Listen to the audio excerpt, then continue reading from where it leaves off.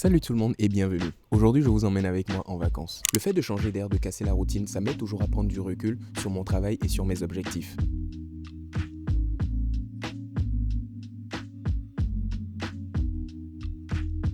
Et justement, en réfléchissant à mon parcours de créateur à son compte, je me suis fait la liste de toutes les leçons que j'ai apprises et très souvent à mes dépens. Les trucs que j'aurais vraiment aimé qu'on me dise quand je me suis lancé. Et aujourd'hui, je vais vous les partager et sans filtre. Déjà la première leçon, avoir une vision. Si je devais garder un seul conseil, ça sera celui-là.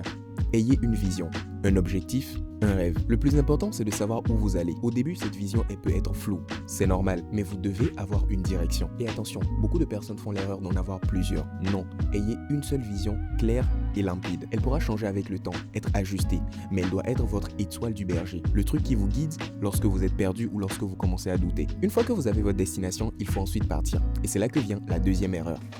Alors, on teste les adresses avec une étoile.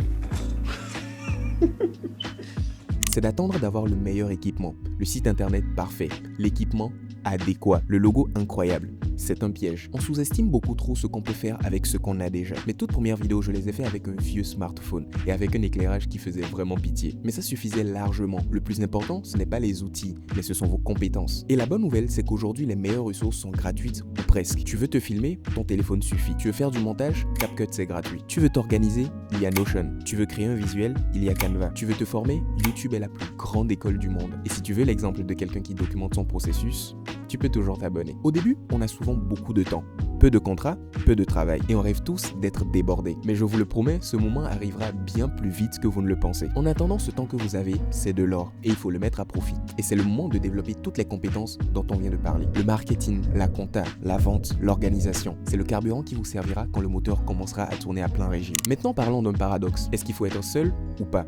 En fait, la réponse, c'est les deux. Je vous explique. D'un côté, la leçon numéro 4, c'est que vous ne devez pas être seul. Être à son compte, ça peut mentalement devenir très dur. On est isolé, on ne voit personne. Et moi, il y a des jours où je ne sortais même pas de chez moi pendant plusieurs jours d'affilée. Et ça, dites-vous, ça peut détruire le moral. Alors pour moi, j'ai mis en place des règles. Une promenade le matin, une course le soir, un bureau bien aménagé, avec un coin pour me filmer, un coin pour travailler, un coin de distraction et même un coin pour rêvasser. Vous devez vous entourer. Trouver des collaborateurs, sortez et allez dans des espaces de coworking. Mais c'est là que ça devient compliqué. La cinquième règle, c'est que vous devez apprendre à être seul. L'une de mes plus grosses erreurs a été de vouloir m'entourer à tout prix. Mais vous savez, travailler avec des gens qui n'ont pas la même vision ou la même énergie que vous, c'est l'une des pires choses qui puissent arriver. Ça crée des frustrations, ça ralentit tout et ça peut détruire et le projet et les relations. J'ai dû abandonner des projets qui me tenaient tellement à cœur à cause de ça. Alors retenez bien, il vaut mieux être seul que d'être mal accompagné. Alors on arrive aux leçons les moins drôles mais les plus importantes. Ne croyez pas les gens sur les réseaux sociaux qui vous disent qu'on peut devenir riche et indépendant en à peine 3 mois. C'est faux.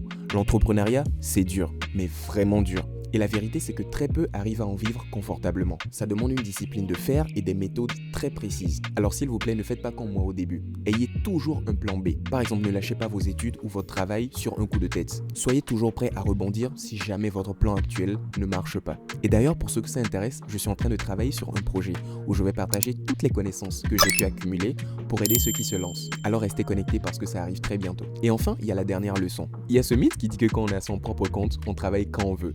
C'est faux.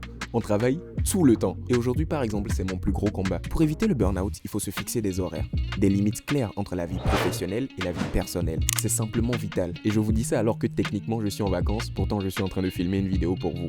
Comme quoi, le travail, c'est vraiment tous les jours. Bon, cette fois, je vous laisse. Je vais profiter un peu. J'espère que les conseils que je vous ai donnés vont vous servir d'une manière ou d'une autre. Et en attendant les prochaines vidéos, n'hésitez pas à regarder les dernières vidéos qui sont déjà sorties et à vous abonner pour ne rien rater. Parce que l'emploi du temps à la reprise, il est très chargé. On se dit à très bientôt, c'était la Creative Box.